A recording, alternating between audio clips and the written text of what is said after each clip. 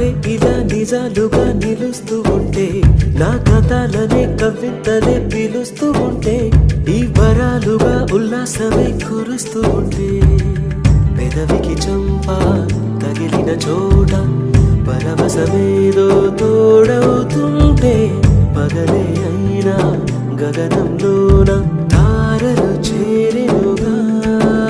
నిజంగా నేనేనా ఇలా నీ జతలో ఉన్నా, ఇదంతా